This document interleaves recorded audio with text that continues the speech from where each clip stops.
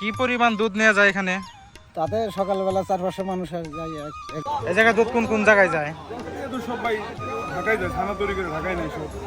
ছানা তৈরি করে ঢাকায় যায়। দুটো বারে দিচ্ছি, এটা বলতে বি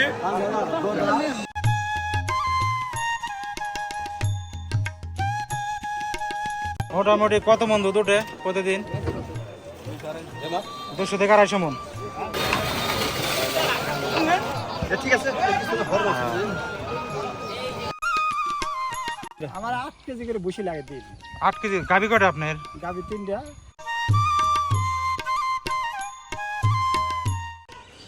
আসসালামু আলাইকুম দর্শক বন্ধুরা, কেমন আছেন? আশা করি সবাই ভালো আছেন। আজকে আমি নিয়ে যাব আপনাদেরকে মানিকগঞ্জের সাটুরিয়া গোপালপুর বাজারে। ওখানে হাজার হাজার লোক কলসি ভর্তি করে দুধ নিয়ে আসে দুধ বিক্রি করার জন্যে। সকাল 9টা থেকে দুধ বাজার শুরু হয়।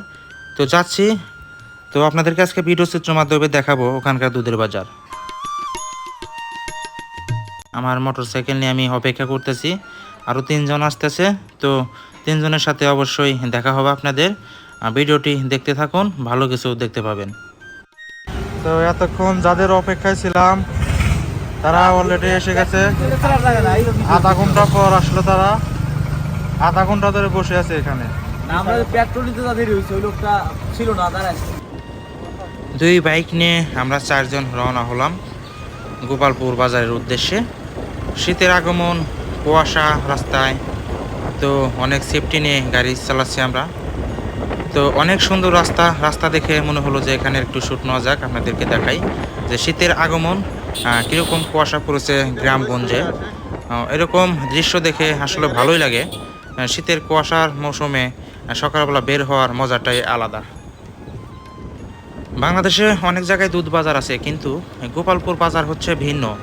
এটি হচ্ছে একটু ব্যতিক্রম। এখানে হাজার হাজার লোক 2 থেকে 250 মণ দুধ নিয়ে আসে। 10 মিনিটে দুধগুলো বিক্রি হয়ে যায়।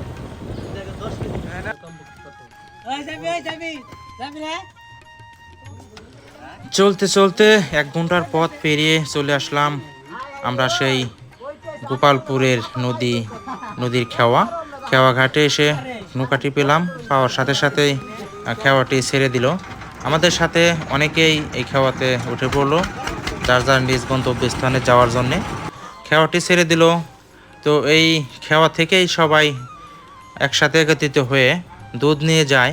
তো ওপার যাই, দেখি ওপারের যে অপেক্ষা করতে থাকি। এখন 8টা বাজে, 9টা থেকে দুধ নিয়ে আসবে সবাই। তখন আপনারা দেখতে পারবেন যে কীরকমভাবে সকলেই দুধ নিয়ে যায়।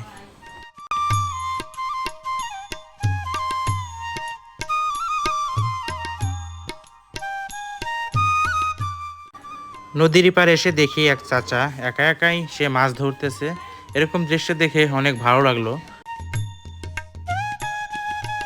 এই সেই জায়গা, এটা হচ্ছে গোপালপুরের নদীর পার। ওই দেখা যাচ্ছে ওইখানে খেওয়া। তো এখান দিয়েই দল বেঁধে বেঁধে হাজার হাজার মানুষ কলসি ভর্তি করে মাথায় করে দুধ নিয়ে যাবে এই রাস্তা দিয়ে। তো এখানে গেরস্থলের প্রতিদিন সকালের কাজ দুধ বেচা দিয়ে শুরু হয়। তো কিছুক্ষণ পর এখান দিয়ে দুধ নিয়ে যাবে। আপনারা কিছুক্ষণ পর দেখতে পারবেন যে এখান দিয়ে হাজার হাজার লোক কলসি ভর্তি করে তাদের বাড়ির নিজের গরুর দুধ নিয়ে যায় গোপালপুর বাজারে বিক্রি করতে। দর্শক দেখতে পাচ্ছেন যে কাকা যাচ্ছে। কাকা, এখানে তো দুধ নিয়ে যায় না? দুধ নিয়ে যাই। কি পরিমাণ দুধ নিয়ে যায় এখানে? তাতে সকালবেলা 4-500 মানুষ যায় একবারে। 400-500 মানুষ যান। কলসি আসে। প্রত্যেকের মাথায় তো কলসি থাকে না? মাথায় কলসি থাকে। মোটামুটি প্রতিজন কিরকম মাপের দুধ নিয়ে যায়?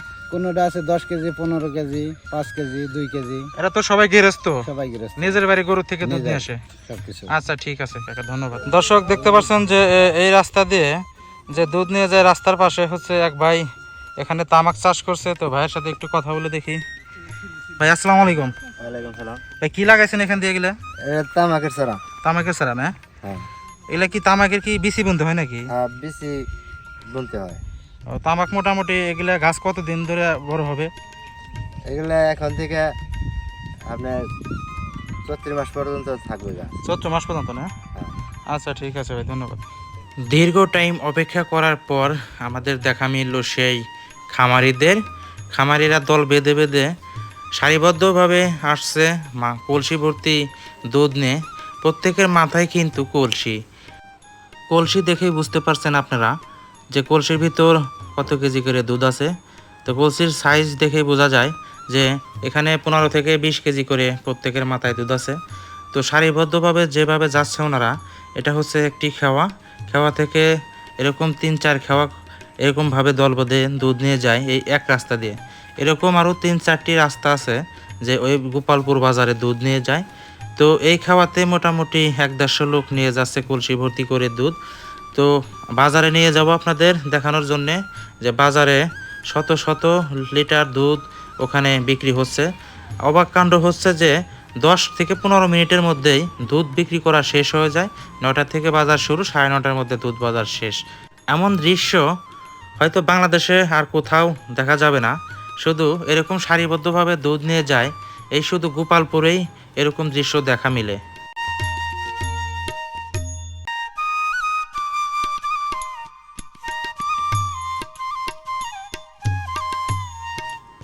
খামারিদের সাথে ওনাদের পিছন পিছন এখন যাব বাজারে, দেখাবো বাজারের দৃশ্য। চলে আসলাম সেই কাঙ্ক্ষিত বাজারে। এখানে দেখতে পাচ্ছেন যে বড় বড় গ্যালন ভর্তি করে দুধ কিনছে ঘোষেরা। এখানে মিটারে মাপ দিয়ে দুধ কিনে থাকে। এই বাজার থেকে ঘোষেরা দুধ কিনে ছানা তৈরি করে নিয়ে যায় সেই সাভার, ঢাকা এবং কি মানিকগঞ্জেও এই দুধ দিয়ে মিষ্টির দোকানিরা মিষ্টি তৈরি করে থাকে।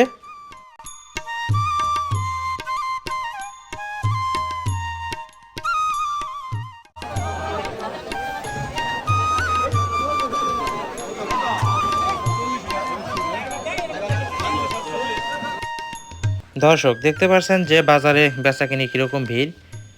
মানিকগঞ্জের ঐতিহাসিক দুধ থেকে তৈরি পনিরের নাম অবশ্যই শুনছেন।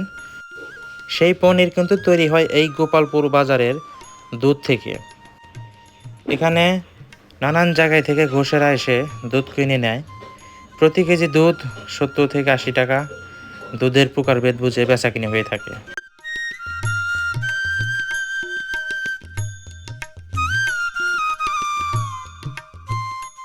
অনেক ঘোষেরাই এখান থেকে দুধ কিনে বাসায় নিয়ে ছানা তৈরি করে সেই ছানাগুলো মিষ্টির দোকানে বিক্রি করে থাকে।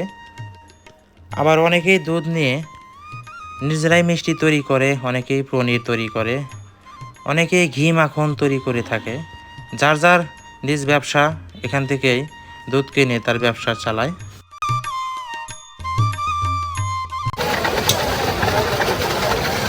কত করে গেল কাকা?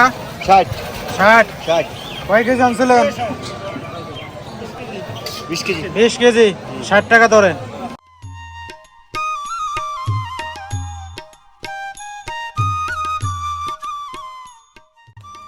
খামারিরা দুধ বিক্রি করে সেই দুধ বেচার টাকা দিয়ে এই বাজার থেকেই তাদের গবাদি পশুর জন্য নালি এবং ভুসি এবং তাদের নিজের চাহিদা মেটানোর জন্য বাজারঘাট করে থাকে।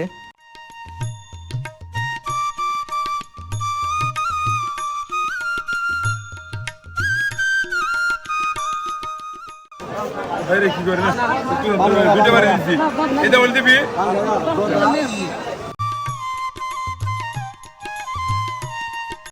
কয় কেজি হয়েছে?